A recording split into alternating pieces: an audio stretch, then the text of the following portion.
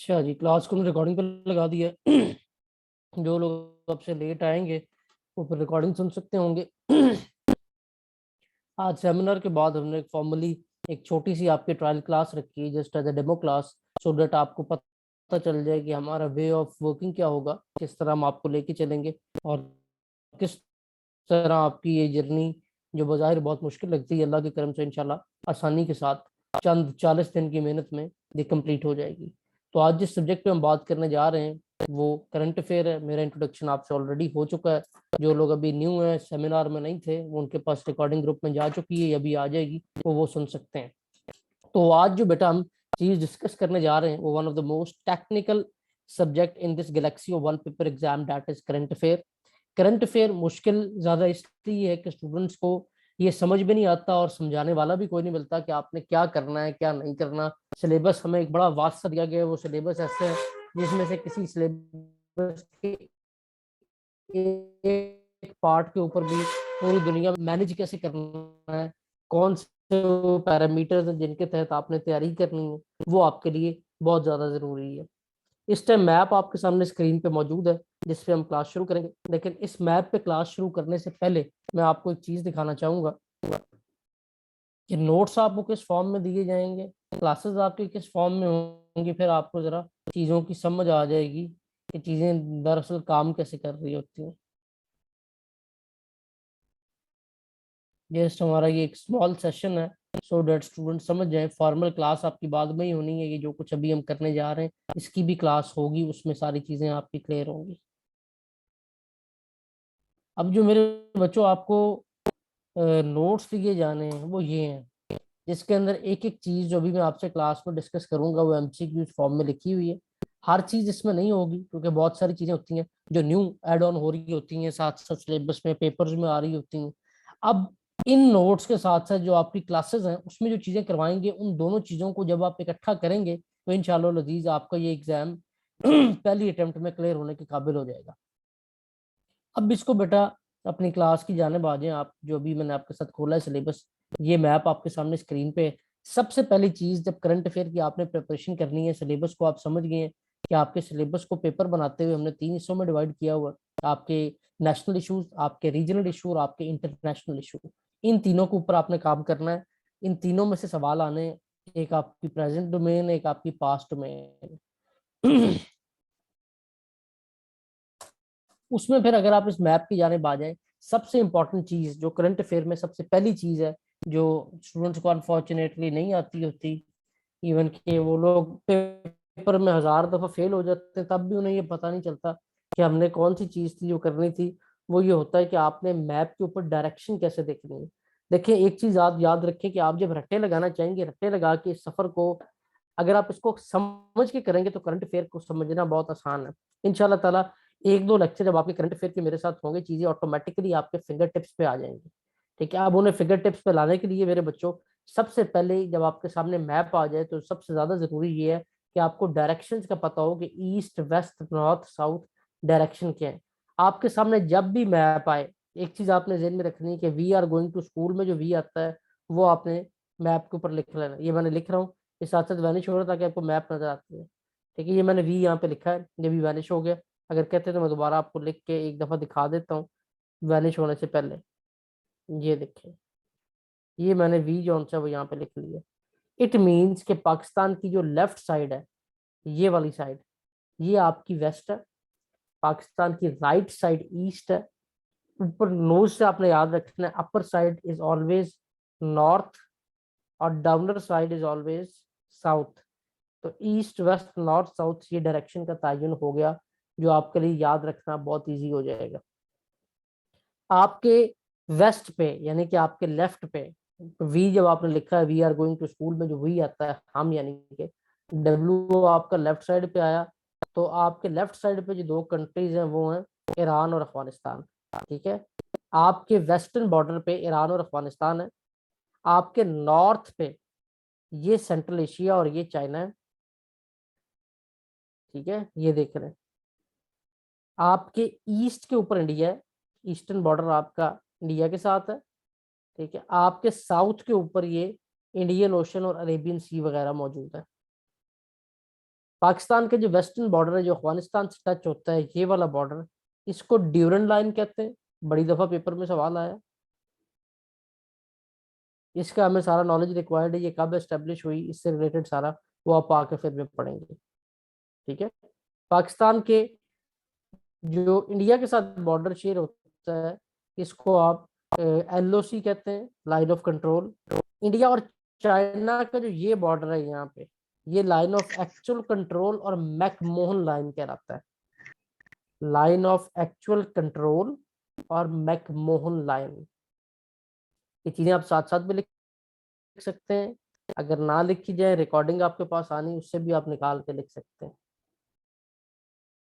ये आपका जो नॉर्थन बॉर्डर है, यहाँ पे सेंट्रल एशिया और चाइना है। सेंट्रल एशिया के बारे में पक्का सवाल होता है, लास्ट FIA के पेपर हुए हैं, उसमें भी सवाल था कि there are dash land lock countries in central Asia.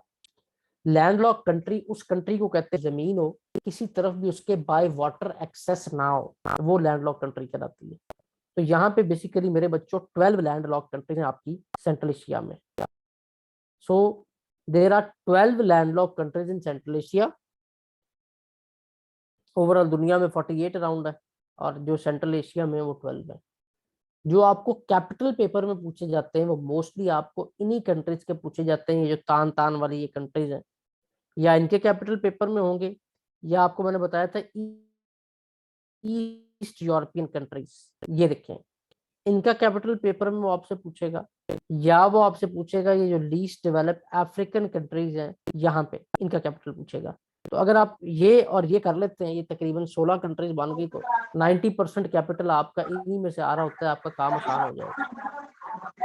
बेटा अपने आप को म्यूट रखो, सिर्फ जब आप लोगों ने क्वेश्चन करना है तब आप लोग अनम्यूट कर सकते हैं, अदरवाइज आप सब म्यूट रखें अपने आप को।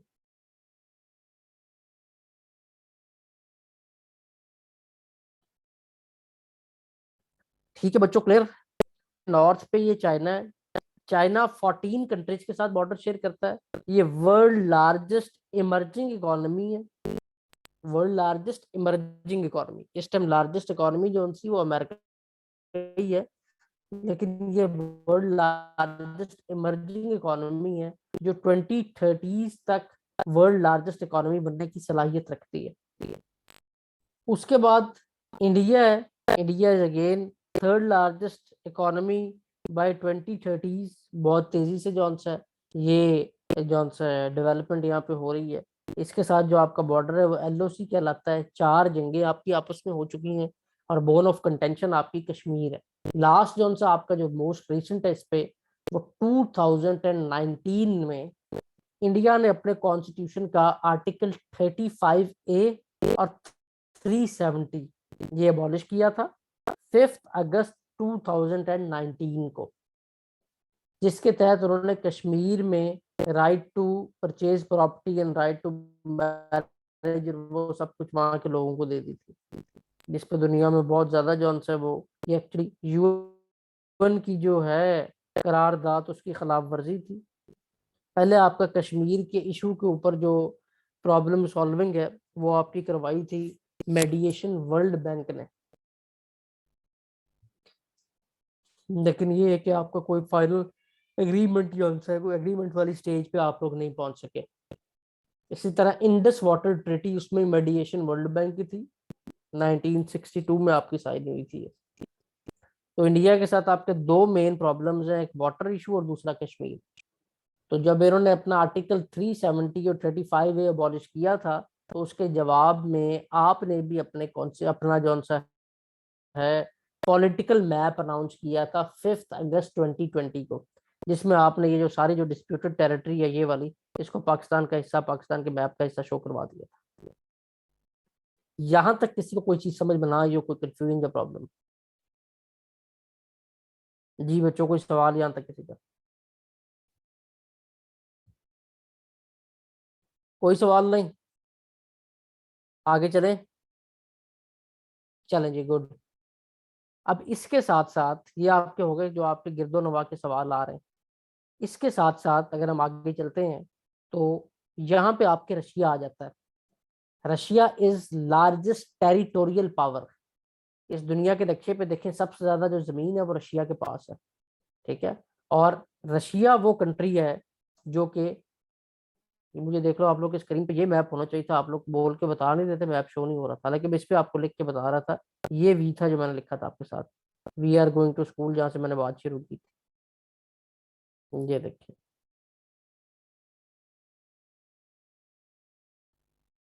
तो रशिया लार्जेस्ट टेरिटोरियल पावर है, जो कि 14 कंट्रीज के साथ बॉर्डर शेयर करता है, लेकिन सबसे ज्यादा जौन सा है, अगर ओवरऑल देखें तो जमीन जौन सी वो रशिया के पास है।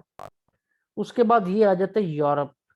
यूरोप में 28 कंट्रीज मेंबर थे यूरोपीय यूनियन के। 2013 में ब्रेग्जिट हुआ रेफरेंडम। 2013 में ब्रेग्जिट के नाम का रेफरेंडम हुआ, जिसके बाद जो ग्रेट ब्रिटेन वाले हैं वो इनसे अलग हुए। रेफरेंडम कहते हैं इलेक्शन को, वोटिंग हुई थी और लोगों ने फैसला किया था कि हम यूरोप में यूरोपीय यूनियन का पार्ट नहीं रहना चाहते। उसकी वजह से ग्रेट ब्रिटेन वाले अलग हो गए थे।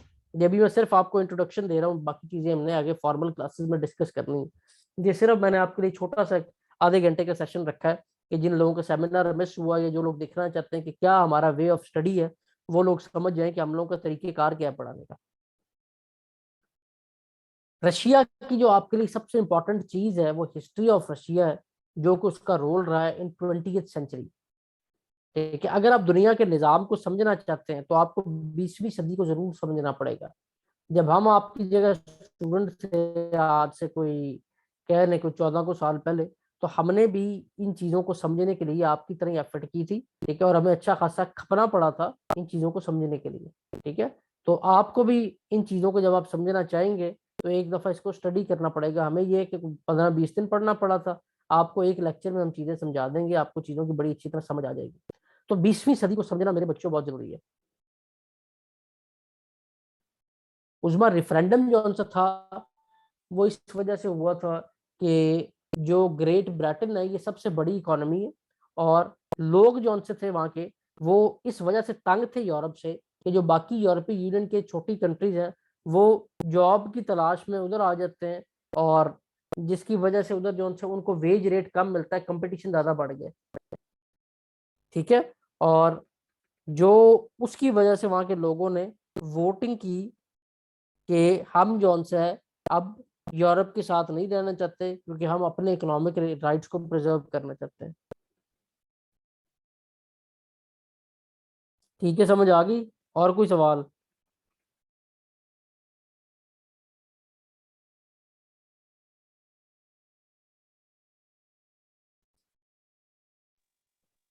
Okay sir.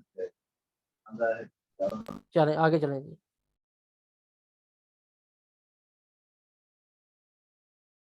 कोई सवाल किसी का क्लियर है? आगे चलें जी। अब जब आप इससे आगे चलते हैं, मैंने आपको बताया कि आपको दुनिया के निज़ाम को समझने के लिए सबसे पहले जौन सा है वो समझना है मेरे बच्चों, आपकी जौन सी 20वीं सदी है। 20वीं सदी में क्या क्या हुआ है? जब आप 20वीं सदी की बात करते हैं, जब हम आपकी जगह थे, मैंने आपको बताया हमें 15-20 दिन पढ़ना पड़ा था ये समझने के लिए। आपको बिल्कुल भी नहीं खपना पड़ेगा, और एक क्लास के अंदर आप सारी गेम समझ जाएंगे। 20वीं सदी में 3 चीजें इंपॉर्टेंट है: वर्ल्ड वॉर 1, वर्ल्ड वॉर 2 और कोल्ड वॉर। वर्ल्ड वॉर 1 का जो पीरियड है, इस टाइम जो दुनिया का निजाम था वो कहलाता था मल्टीपोलर सिस्टम। ये मैं आगे एक डायग्राम आपके लिए ला रहा हूँ, इसलिए मैं इसको स्किप कर रहा हूँ, ये मैप आगे बताता हूँ मैं आपको भी। जो मल्टीपोलर सिस्टम है ये दुनिया में उस निज़ाम को कहते हैं। ये आ गया जी आपके पास, जब बहुत सारी दुनिया में पावर्स थी और बैलेंस ऑफ पावर था कि इन पावर्स ने एक दूसरे के साथ ग्रुप बनाए हुए थे, इस सिस्टम को मल्टीपोलर सिस्टम कहते हैं। ये आपका रहा है बेसिकली 19वीं सदी के अख्ताम में और 20वीं सदी के आगाज में, तकरीबन दूसरी जंग अजीम तक दुनिया में जो निज़ाम रहा है वो आपका मल्टीपोलर सिस्टम था। जब बहुत सारी पावर्स थी तब सोर्स ऑफ पावर ये होता था जिसके पास आर्मी ज्यादा है, जमीन ज्यादा है, इकोनॉमी जिसकी मजबूत है, ठीक है, वो पावर होती थी। तो ये तमाम कंट्रीज उस टाइम पावर थी जिनके नाम आप नीचे देख रहे हैं। फिर पहली जंग अजीम हुई, इन्हीं पावर्स के दरमियान इन्होंने ग्रुप्स बना के एक दूसरे के खिलाफ लड़े, पहली जंग अजीम आपकी 1914 से 1918 तक होती है, जिसको वर्ल्ड वॉर 1 का नाम दिया जाता है। उसके बाद 1919 में एक ट्रिटी साइन होती है जिसका नाम है ट्रिटी ऑफ वर्सैलीज। ये जो ट्रिटी ऑफ वर्सैलीज है, ये बेसिकली एक ऑर्गेनाइजेशन की बुनियाद रखती है जिसका नाम होता है लीग ऑफ नेशन, जिसके तहत ये फैसला किया जाता है कि अब जौन सा है हमने दुनिया में दोबारा ऐसी जंग नहीं होने देनी, हमने आपस के मसाइल को बाहमी मुशावरत से तय करना है। ठीक है, ये लीग ऑफ नेशन का पर्पस तो ये होता है, ये सारी कंट्री जिसकी मेंबर होती हैं जो यूरोप की हैं, लेकिन ये ऑर्गेनाइजेशन फेल हो जाती है क्योंकि दूसरी जंग अजीम होती है जो कि 1939 से 1945 तक होती है।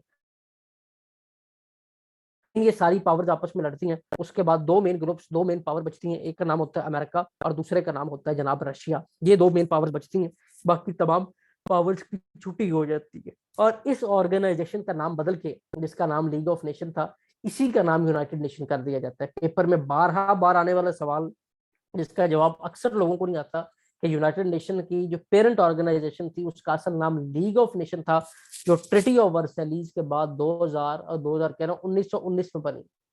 ये लिख लें, 1919 की ट्रिटी ऑफ वर्सैलीज, उसके बाद लीग ऑफ नेशन, जिसका नाम 1945 1945 में वर्ल्ड वॉर 2 के बाद उसका नाम यूनाइटेड नेशन रखा गया है। बहुत इंपॉर्टेंट एमसीक्यूज है। अब जनाब, जब ये सारी पावर्स आपस में टकराती हैं, छुट्टी हो जाती है, दो पावर्स बचती हैं, इस निज़ाम को आप कहते हैं बायपोलर सिस्टम। और इन दो निज़ाम में, इन दो पावर्स के दरमियान जंग छिड़ती है जिसको आप कोल्ड वॉर कहते हैं। कोल्ड वॉर ऐसी जंग को कहते हैं जो दो कंट्रीज के दरमियान हो, जो एक दूसरे की जगह पे हमला ना करें बल्कि ये तीसरी जगह पे जंग लड़ी जा रही हो। तो ये जंग थी अमेरिका और रशिया के दरमियान, और ये एक दूसरे को नुकसान पहुंचाने का हर हरबा इस्तेमाल कर रहे थे, सिवाय इसके कि एक दूसरे की जमीन पर डायरेक्ट अटैक करें। ये जो कोल्ड वॉर का एरा है, ये शुरू हुआ है 1945 में। ये मैं दोबारा आपके साथ पीछे जा रहा हूँ, और इख्तिताम हुआ इसका 1991 में। ये सारे मैप आपको समझाने के लिए दिखाए हुए, मैं आपको बड़ा क्रक्स बिल्कुल आसान अल्फाज में बता रहा हूँ। ये जो कोल्ड वॉर थी, ये बेसिकली छिड़ी थी दो आइडियोलॉजीज के दरमियान। एक तरफ था यूएस और दूसरी तरफ था यूएसएसआर, अमेरिका और रशिया। इन दोनों ने आइडियोलॉजी अपना तर्ज हुकूमत दी है। एक की आइडियोलॉजी कहलाई कैपिटलिज्म और दूसरे की कहलाई कम्युनिज्म। कैपिटलिज्म ऐसे तर्ज हुकूमत को कहते हैं जहां पे लोगों को आजादी दी जाए और हुकूमत सिर्फ एज ए रेगुलेटरी बॉडी उनके मुआशी मामलात में मुआविनत का किरदार अदा करे। ये था अमेरिकन एजेंडा। इसके बरक्स रशिया, यूएसएसआर जो सेकंड ब्लॉक बना, इन्होंने अपनी आइडियोलॉजी, अपना एजेंडा दिया कि हमारे जो तर्ज हुकूमत है उसमें तमाम तर वसाइल के ऊपर हुकूमत काबिज होगी, और हुकूमत जिम्मेदार होगी हर बंदे की जो इनफरादी जरूरियात है उनको पूरा करने के लिए। यानी ये गरीबों के हक में था और ये अमीरों के हक में था। गरीबों को ये था बराबर उनकी बुनियादी नीड्स पूरा करना स्टेट का काम था, और ये जौन सा था इसमें क्या था, जो अमीर तबका है उनकी मौजें थी, उनको कोई पूछने वाला नहीं था। गरीब गरीब से गरीब तरह होता जा रहा था और अमीर अमीर से अमीर तरह होता जा रहा था। अब इस एजेंडे के तहत इन दोनों कंट्रीज ने, ये डेफिनेशन जो मैंने आपको बताई है वो लिखी हुई है, कंट्रीज को अपने साथ अलाइन करना शुरू किया और दुनिया बिलाखिर दो हिस्सों में बांट गई। एक तरफ की जो ब्लू एरियाज हैं ये सारे कैपिटलिज्म की सपोर्ट में थे, और लाल एरिया जो से कम्युनिज्म की सपोर्ट में थे। यहाँ यूरोप में, जर्मनी में दो हिस्से जर्मनी के हो गए थे, एक तरफ ईस्ट जर्मनी, एक तरफ वेस्ट जर्मनी। जो वेस्ट जर्मनी था, यानी कि जो इस साइड वाला जर्मनी था, ये वेस्ट साइड होगी। मैंने आपको पहले ही बताया था, दोबारा लिख के यहाँ बता देता हूँ। ये देखें, जो मैंने आपको रूल बताया था, आपने वी लिखना है। तो जो आपका इधर वाला साइड है वो वेस्ट जर्मनी कहलाएगी, लेफ्ट साइड, और जो ये वाली साइड है ये राइट वाली आपकी ईस्ट जर्मनी कहलाएगी। तो जर्मनी के दो हिस्सों में वेस्ट साइड पे सारा कंट्रोल अमेरिका का था और राइट साइड तक सारा कब्जा यूएसएसआर रशिया का हो चुका हुआ था। इस जंग का मेरे बच्चों जो स्टेज ऑफ वॉर फाइनली बना, वो स्टेज ऑफ वॉर आके बनता है आपका अफगानिस्तान में। ये यहाँ से एक्सपेंशन होती होती यहाँ अफगानिस्तान तक आ जाते हैं। यहाँ पे जो जंग होती है वो 1979 से 1991 तक होती है। लास्ट पेपरों में सवाल अभी रिसेंटली आया हुआ था कि इसमें रशिया के हारने की क्या वजह थी। हारने की वजह ये थी कि रशिया इकोनॉमिकली इतना वीक हो गया था कि अब इसको मजीद सर्वाइव नहीं कर पा रहा था, ये अफगानिस्तान तक वो आ गया। ठीक है, उधर से ये सारी कंट्रीज जो सी थी, जब 1991 में यूएसएसआर टूटा तो ये तमाम कंट्री जिनके नाम आपको मैप पे नजर आ रहे हैं ये आजाद हुए और ये एक जौन से खुद मुख्तार आजाद रियासत बनी है। इनके जौन से कैपिटल पूछे जाने के कभी इम्कानात होते हैं जिनके आपको इस टाइम नेम यहाँ पे नजर आ रहे हैं, पेपर उठा के देख लेना, मोस्टली इनका पूछा होगा। ठीक है, अब इस सारी गेम के बाद ये जो आपके ये जो नाम है ना, अब ये वो प्रेजेंट नाम है उन कंट्रीज के जिनके कैपिटल पूछे जाते हैं, देख लेना पेपर में 90% इन्हीं की कैपिटल है। अब इस जंग के बाद जो दुनिया में निज़ाम आया उसको यूनिपोलर सिस्टम कहते हैं।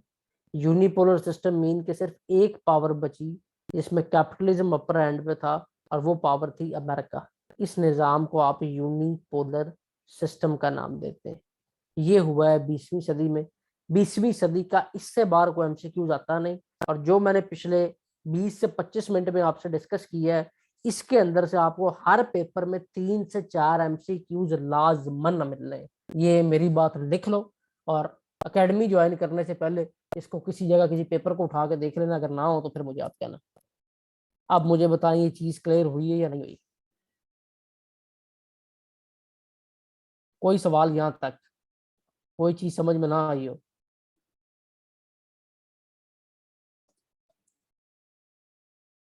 अच्छी तरह समझ में आ गया?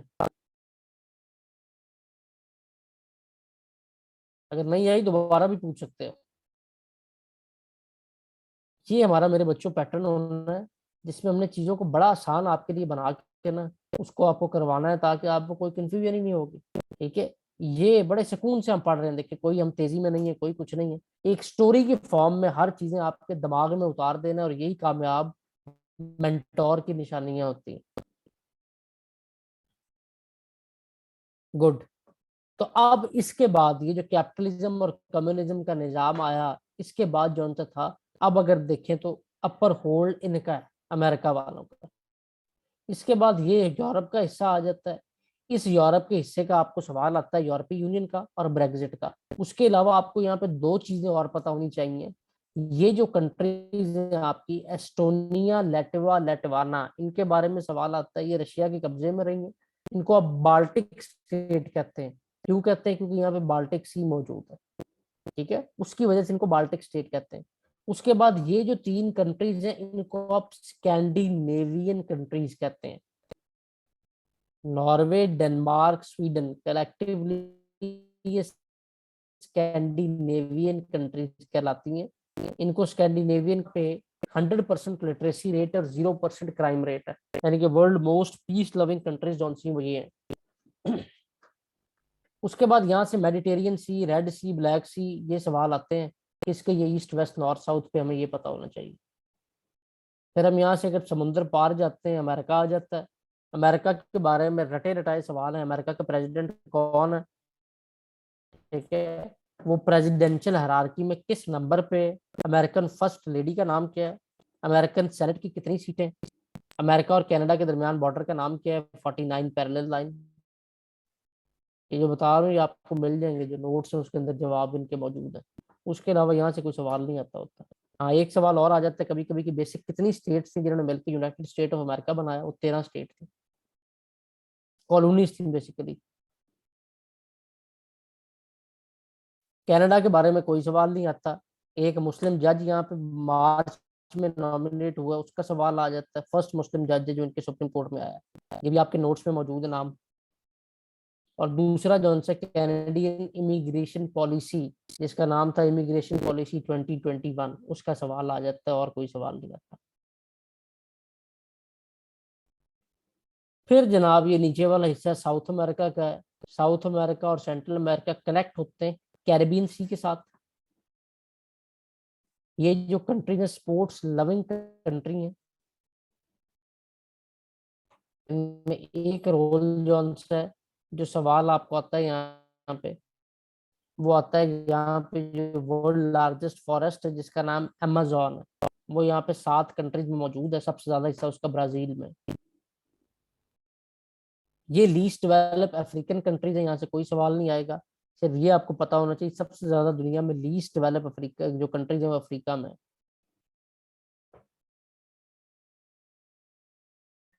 उसके बाद ये वाला हिस्सा आपका मिडिल ईस्ट कहलाता है, ये बेसिकली वेस्ट एशिया, ये भी सवाल आ जाता होता है। ये सारा एशिया यहाँ तक ना एरिया जो है एशिया का ही है, ठीक है। एशिया का ये वेस्ट है, लेकिन क्योंकि इधर से अगर आप देखें तो ये ईस्ट साइड का मिडल है, तो इसलिए इसको मिडिल ईस्ट का नाम दिया जाता है आम जबान में। वैसे ये वेस्ट एशिया ही है। यहाँ पे सेक्टोरल वॉरफेयर है। ईरान और सऊदी अरब ये दो ग्रुप हैं, शिया सुन्नी वॉरफेयर यहाँ पे मौजूद है। प्रेजेंटली कोल्ड वॉर जो मैंने आपको बताई, ऐसी जंग होती है कि दो कंट्रीज के दरमियान हो और वो डायरेक्टली एक दूसरे पे अटैक ना कर रही हो, बल्कि किसी तीसरे को मोहरा बना रहे हो। वो यहाँ पे हो रही है। एक तरफ ये सीरिया और यमन में जौन सा है, इसी तरह ये जौन से डिफरेंट ग्रुप को सपोर्ट करते हैं, वो एक दूसरे के पीछे हैं। ईरान में जो गवर्नमेंट है उसको थियोक्रेसी कहते हैं। थियोक्रेसी वो तर्ज हुकूमत है जो मजहब के नाम पे कायम की जाए। सऊदी अरब में जो गवर्नमेंट है उसको मोनार्की कहते हैं। मोनार्की वो तर्ज हुकूमत है जिसको आप आम इस्तेलाह में बादशाहत का नाम देते हैं।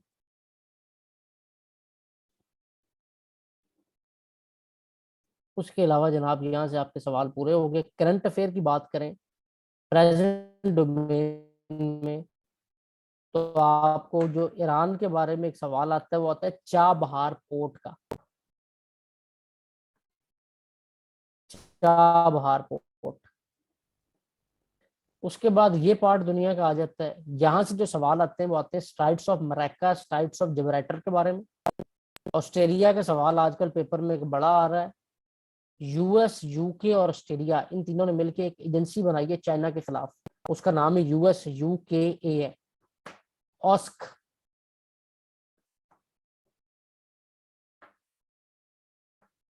फिर जनाब चाइना है वर्ल्ड लार्जेस्ट इमर्जिंग इकोनॉमी है। इनकी आइडियोलॉजी सोशलिज्म है।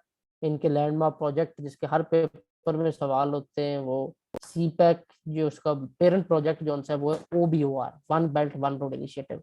इसको BRI का नाम भी दिया जाता है, बेल्ट रोड इनिशिएटिव। इसी का नाम ओल्ड सिल्क रूट या सिल्क वॉर्म रूट है, जो बाय लैंड जो है वो चाइना को यूरोप से कनेक्ट करते हैं।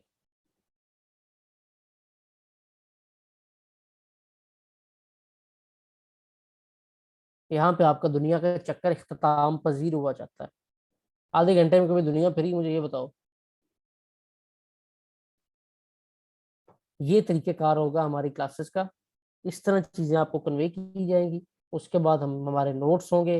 नोट्स में जो चीजें डिस्कस करेंगे वो लिखी भी होंगी, लेकिन क्लासेस में जो हर इंपॉर्टेंट चीज है उसका निचोड़ आपके सामने दिया जा रहा होगा। अब अगर आज की क्लास को उठा के देखो और कोई पेपर उठा के देखो, आपको 5-6 सवाल पेपर में लाजमन मिल जाएंगे आज की इस एक क्लास से। या एक क्लास भी नहीं, आधे घंटे से। अभी क्लास नॉर्मल घंटे की होती है, तो सिर्फ एक डेमो था कि हम काम किस तरह करेंगे यहाँ। जी बच्चों, अब आपकी बारी, कोई सवाल। सानिया हमारी पुरानी बच्ची यहाँ पे मौजूद है। सानिया वही है आप? पुरानी स्टूडेंट है हमारी। अगर सानिया वही है तो अपना एक्सपीरियंस आपसे शेयर जी कर सर। सकती है। जी सानिया, जी क्या हाल है सर, बेटा, मैं खैरियत वही से हो? हूँ आप। वही है, वही जी है। सर, मैं ठीक हूँ। आप कैसे हैं? जी अलहमदुलिल्लाह बेटा, जरा अपना एक्सपीरियंस शेयर करो न्यू स्टूडेंट से। आज इनकी डेमो क्लास सर, है। सबसे पहले तो मैं पास्ट एक्सपीरियंस शेयर करूंगी एंड प्रेजेंट भी करूंगी, क्योंकि मैं अभी पढ़ ही रही थी सर के नोट से, तैयारी करी थी एमओडी के लिए। तो मैं देख रही थी कि एमओडी के जो मैं अभी जो सर ने नोट्स प्रोवाइड किए थे हमें, ये मैं ईडीएस का पढ़ी थी। एंड जो मैंने पास्ट पेपर देखे, बहुत ज्यादा एमसीक्यूज जो हैं वो इसमें से आए हुए हैं, यानी कि हम हमें ऐसे नोट्स प्रोवाइड किए जाते हैं जो हमारे लिए यूजफुल होते हैं। एंड सेकेंडली ये कि मैं इस अकेडमी को मैंने ज्वाइन किया था, ज्वाइन की मुझे 2 मंथ्स हुए थे, तो मैंने यहाँ से तैयारी की थी। 17 ग्रेड की मेरी पोस्ट थी कैप्टन की लेडी कैडेट के ISPR में। एंड मैंने वो टेस्ट क्वालिफाई किया, मेडिकल एंड मेरा फिजिकल भी क्लियर हुआ। एंड बस अब मैं ICSB कॉल के वेट में हूँ। इंशाल्लाह वो आ जाती है तो नेक्स्ट फर्दर मेरा प्रोसेस होगा। मुझे आर्मी के टेस्ट की भी कोई डायरेक्शन नहीं थी, अदर गवर्नमेंट जॉब के टेस्ट की कोई डायरेक्शन नहीं थी। मैं पढ़ रही थी इतने सालों से, यानी कि डिग्री कंप्लीट होने के 2-3 साल तक मैं दिक्के ही खा रही थी। मुझे प्रॉपर गाइडेंस नहीं थी कि पढ़ना कैसे है। इस अकेडमी में आने के 2 मंथ बाद मैंने टेस्ट क्लियर किया था। एंड अभी मैं एमओडी का दे रही हूँ, मेरे फर्स्ट अब गवर्नमेंट जॉब के टेस्ट हैं, अभी मैंने देने हैं। 2 पोस्ट के लिए अप्लाई किया, इंशाल्लाह ताला मैं ये भी करूंगी क्वालिफाई, क्योंकि जो मैं इंशाल्लाह तैयारी कर रही इंशाल्लाह। हूँ वो मुझे मेरे जहन में रहता भी है कि सर इस तरह से हमें पढ़ाते हैं एंड इस तरह से हमें कंपाइल करके नोट्स प्रोवाइड किए जाते हैं कि वो बिल्कुल कंसाइज होते हैं, वो हमें समझ में भी आते हैं। एक लेक्चर के फॉर्म में भी होते हैं, एमसीक्यूज़ भी होते हैं। तो ये मैं तो ये सजेस्ट करूँगी कि अगर किसी को वाक़ई में अपनी जॉब अवेल करनी है एंड सक्सेस चाहिए तो ज़रूरी अकेडमी जॉइन करें। Thank you. जी, थैंक यू बेटा। तो एक स्टूडेंट का रिव्यू आपके सामने आ गया। जी उमैरा नवाज, बिल्कुल ऑर्गेनाइजेशन के ऐसे ही सवाल आते हैं और अभी इसी तरह दुनिया का हम एक चक्कर ऑर्गेनाइजेशन का भी लगाते होते हैं। वो फिर जो हमारी फॉर्मल क्लास होगी उसमें एक एक ऑर्गेनाइजेशन हम निकाल के उसका पूरा चार्ट बना लेते होते हैं। तो बेफिक्र हो जाए, इंशाल्लाह वजीज यहाँ 40 डेज में आपकी हर तैयारी बड़ी अच्छी तरह से करवाई जाएगी। ठीक है मेरे बच्चों, कोई सवाल किसी का और कुछ पूछना चाहते हो? क्लासेस आपकी इंशाल्लाह परसों से स्टार्ट करते हैं। 2 दिन आपके पास हैं फीस सबमिशन वगैरह के लिए। उससे जो आपकी इन्फॉर्मेशन रिक्वायर्ड है वो आपके कोऑर्डिनेटर आपको देंगे। हमारा वे ऑफ वर्किंग तो आपको समझ आ ही गया। कुछ और पूछना चाहें तो आप लोग पूछ सकते हैं।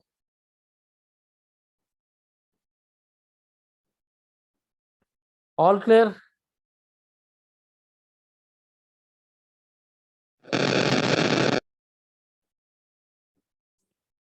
चलें जी, स्टे ब्लेस। अल्लाह हाफ़िज़ नासिर। इंशाल्लाह see you in your regular classes. मुलाकात होती है फिर आपसे। फैकल्टी बेटा, मैं एज अ प्रोजेक्ट डायरेक्टर इस सारे प्रोजेक्ट को लीड भी कर रहा हूँ इस एकेडमी को। उसके साथ साथ जौन सा है, मैं आपको करंट अफेयर इस्लामिक स्टडी मैंने पढ़ानी है। पाक अफेयर आपको जौन सी है वो Syed Zainul Abidin assistant director FI है, उन्होंने पढ़ानी है। इंग्लिश आपको जौन सा है वो सीएसएस पीएमएस क्वालिफाइड है, मियां जमानुल्लाह, उन्होंने पढ़ानी है। हमारे साथ 5 साल से सीएसएस पीएमएस वालों को देख रहे हैं। और उसके साथ ईडीएस हो सकता है मैं पढ़ाऊँ क्योंकि वो किसी का पार्ट है जीके का, या डॉक्टर अब्दुल कदूस पढ़ाएंगे। और मैथ आपको जमील हैं जो कि मेरे स्टूडेंट भी हैं, लेक्चरार है सुपीरियर यूनिवर्सिटी का, वो पढ़ाएगा। और मैथ जौन सी वो आपको वो सॉरी कंप्यूटर साइंस जौन सा वो शाह नासिफ पढ़ाएंगे, वो यूसीपी लाहौर से अटैच है। और उर्दू जौन सी है वो आपको सैरिश पढ़ाएंगी। ठीक है, ये हमारे सारे क्वालिफाइड स्टूडेंट ही हैं, ये जो बाकी आपको बताए हैं। तो इंशाल्लाह ताला सब्जेक्ट स्पेशलिस्ट को भी हमने अपने प्रोसेस से गुजारा हुआ है क्योंकि वो हमसे क्वालिफाई कर चुके हुए हैं, इसलिए हमने वो सब्जेक्ट स्पेशलिस्ट आपके लिए हायर किए। ठीक है बच्चों, स्टे ब्लेस। इंशाल्लाह see you in your regular classes. अल्लाह हाफिज़।